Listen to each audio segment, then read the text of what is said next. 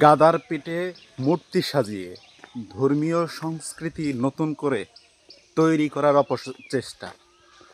হঠাৎ করে দেখতে পেলাম আসিফ মাহমুদ সজীব ভুঁইয়া বলছেন এবারের ঈদ হবে অনেক আনন্দময়, অনেক বৈচিত্র্যময়। তার এই ছিল বৈচিত্র্যময়, আমরা যদি আগে জানতাম তাহলে আরও অনেক আগে থেকেই প্রস্তুতি নিতাম যে আমাদের ধর্মীয় উৎসবকে মূর্তিতে রূপান্তরিত করা হবে। পুরা একটা মাস আমরা রোজা রাখলাম, রোজা রাখার পরে মূর্তিকে নিয়ে আনন্দ মিছিল করতে হবে। সেটা যদি এদেশের মানুষ জানতো তাহলে অনেক আগেই এই মূর্তি মিছিল বাতিল করত। নতুন করে কি আর দেখাবে আসিফ মাহমুদ সজীব ভুঁইয়া? এগুলো আর আমরা দেখতে চাই না।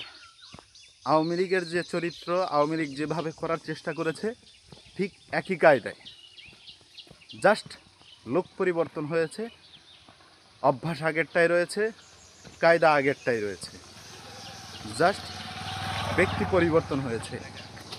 মূর্তি পূজা মনে হয় স্টার্ট করানোর জন্য একটা অপচেষ্টা ছিল। গাধার পিঠে মূর্তি সাজিয়ে আনন্দ মিছিল, এই আনন্দ মিছিলের নামে আমাদেরকে মূর্তি পূজাতে বাধ্য করছে। এটা আমাদের কোনো ধর্মীয় সংস্কৃতি না, এটা মুসলিমদের ধর্মীয় কোনো সংস্কৃতি না। আমরা ঈদের নামাজ পড়ি, সবার সাথে কোলাকুলি করি, কোলাকুলি শেষে বাড়িতে ফিরি, ফ্যামিলি আত্মীয় স্বজনদের বাড়িতে যাই, তাদের সাথে খাবার দাবার খাই, তাদের সাথে খুশ গল্পে মেতে উঠি। হয়তো ভালো কোনো নিদর্শন জায়গা থাকলে সেই জায়গায় আমরা একটু ঘোরাফেরা করি। কিন্তু নতুন করে নতুন আবিষ্কার, সেই নতুন আবিষ্কারে আমাদেরকে ফেলে দেওয়া হচ্ছে ধর্মীয় সংস্কৃতির নামে নতুন আঙ্গিকে।